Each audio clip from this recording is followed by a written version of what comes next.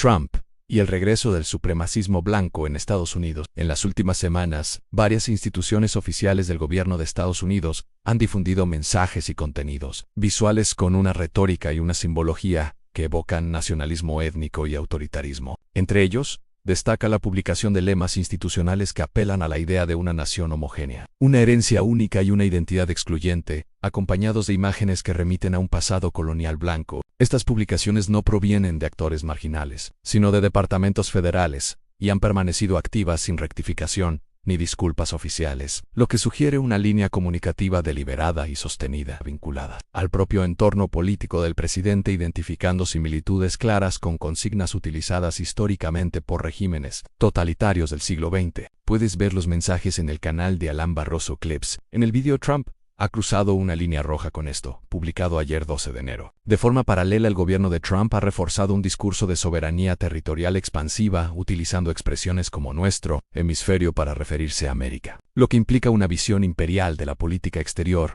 y una redefinición de las relaciones con otros países del continente. En el plano interno, se ha intensificado la persecución y criminalización de migrantes, con un uso creciente de fuerzas de seguridad y estructuras de carácter paramilitar, mientras se justifican públicamente acciones letales bajo el marco de la seguridad nacional. Al mismo tiempo, se observa una presión directa sobre instituciones independientes, como la Reserva Federal, mediante amenazas judiciales contra sus responsables por decisiones técnicas no alineadas con los intereses políticos del Ejecutivo. Todo esto ocurre en un contexto de debilitamiento político del presidente, marcado por derrotas electorales locales, encuestas desfavorables, investigaciones por corrupción y el riesgo real de perder el control del Congreso. Según el análisis presentado, esta acumulación de factores estaría impulsando una radicalización acelerada del discurso, el uso del miedo como herramienta política y la erosión de los límites democráticos. Paralelamente se observa un endurecimiento represivo contra migrantes, disidentes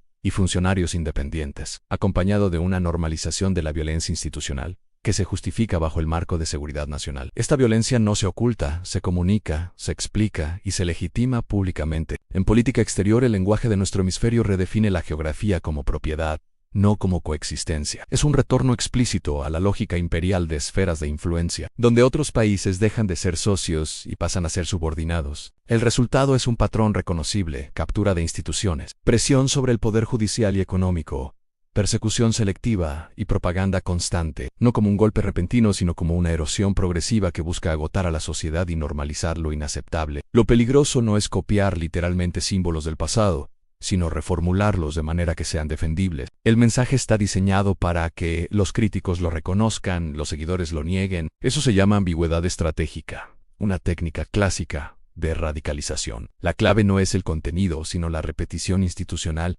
Un eslogan aislado no crea ideología. La repetición desde cuentas oficiales, sin corrección ni disculpa, convierte el mensaje en doctrina normalizada. Esto indica que se está midiendo la tolerancia social.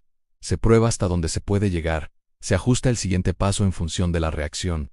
Es ingeniería social desde el Estado. El objetivo real no es convencer, es dividir y paralizar. El bombardeo constante de escándalos, provocaciones y excesos no busca adhesión masiva, sino agotar emocionalmente a la población, desactivar la capacidad de reacción, hacer que todo parezca una más. Cuando todo es escandaloso, nada lo es. El ataque a la Reserva Federal es un punto de no retorno. Esto es clave y muchos no lo subrayan lo suficiente. Un líder que intenta someter el Banco Central, la política monetaria y la independencia económica está cruzando una línea que solo cruzan regímenes autoritarios consolidados. No es ideología, es control estructural del poder. La violencia contra migrantes cumple una función simbólica, no es solo represión, es mensaje ejemplarizante. Sirve para mostrar quién tiene el monopolio de la fuerza, generar miedo preventivo y convertir a un grupo en chivo expiatorio permanente. Es una técnica histórica de cohesión autoritaria. Señalar que el verdadero peligro no es Trump, sino el precedente. Un líder puede caer, un modelo institucional deformado permanece. El supremacismo moderno no habla de raza directamente, habla de herencia, orden, seguridad, tradición, soberanía. Las democracias no mueren cuando llega el dictador. Mueren cuando la sociedad se acostumbra al lenguaje del dictador. Manual paso a paso del supremacismo moderno. Uno de los errores más comunes es creer que el supremacismo blanco solo existe cuando se muestra de forma violenta o explícita. La realidad histórica demuestra lo contrario. El supremacismo moderno suele operar desde el poder institucional, normalizando discursos raciales, y criminalizando a minorías, redefiniendo quién pertenece a la nación, presentando al otro como amenaza existencial. Durante el mandato de Trump, este marco ideológico dejó de ser marginal para ocupar el centro del discurso político estadounidense. La construcción del enemigo interno. Todo movimiento autoritario necesita un enemigo claro. En el caso de Trump, ese enemigo fue repetidamente definido. Inmigrantes latinoamericanos, refugiados, musulmanes, medios de comunicación y funcionarios del propio Estado. El mensaje era constante: ellos nos quitan lo que es nuestro. Este discurso no es nuevo, es idéntico al utilizado por regímenes supremacistas europeos del siglo XX. El lenguaje, la primera arma del autoritarismo. Trump legitimó el odio desde la presidencia. Palabras clave repetidas: invasión, criminales, animales, traidores, enemigos del pueblo. Cuando el presidente utiliza ese lenguaje, deja de ser retórica y se convierte en doctrina implícita. Normalización de grupos extremistas. Uno de los momentos más analizados fue cuando Trump se negó a condenar claramente a grupos supremacistas blancos, llegando a decir que había gente buena en ambos lados. Ese gesto no fue neutral. Fue interpretado como permiso, protección simbólica y validación ideológica. Los movimientos extremistas crecen cuando sienten que el poder los respalda. Política migratoria como ingeniería racial, la separación de familias, los centros de detención, la demonización del inmigrante latino y la obsesión con el muro no fueron solo decisiones administrativas, fueron mensajes políticos claros. ¿Quién es deseado, quién es tolerado, quién debe ser expulsado? Esto responde a una lógica de pureza nacional, núcleo del supremacismo blanco histórico. Hitler, supremacismo y los paralelismos. Hitler no llegó al poder siendo un dictador, no empezó con campos de concentración, empezó con discursos de humillación nacional, enemigos internos, ataques a la prensa, deslegitimación electoral, uso del miedo como motor político. El paralelismo no es ideológico exacto, es estratégico. Los pasos clásicos del supremacismo autoritario. Históricamente, estos movimientos siguen un patrón reconocible: crear una identidad nacional excluyente, deshumanizar minorías, atacar a la prensa, debilitar instituciones democráticas,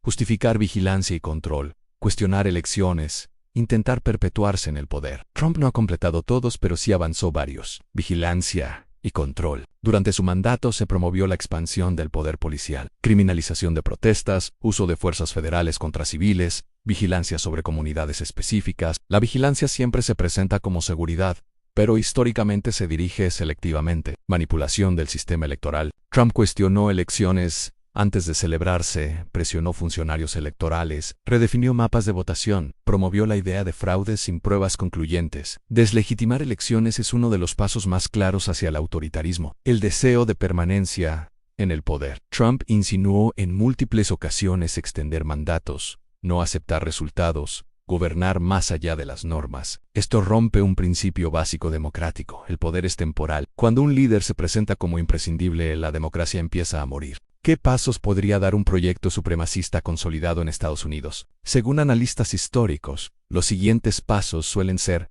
Mayo Control Judicio, criminalización de opositores, legalización del uso excesivo de la fuerza, reescritura del relato histórico y división social irreversible. El supremacismo blanco a veces llega a través de urnas, discursos patrióticos y promesas de orden. Entender estos patrones es defender la democracia, porque cuando el odio se convierte en política de Estado, el silencio deja de ser neutral. Si te gustó este video, suscríbete al canal, activa la campanita, dale like y comparte este video para que más personas entiendan lo que está ocurriendo.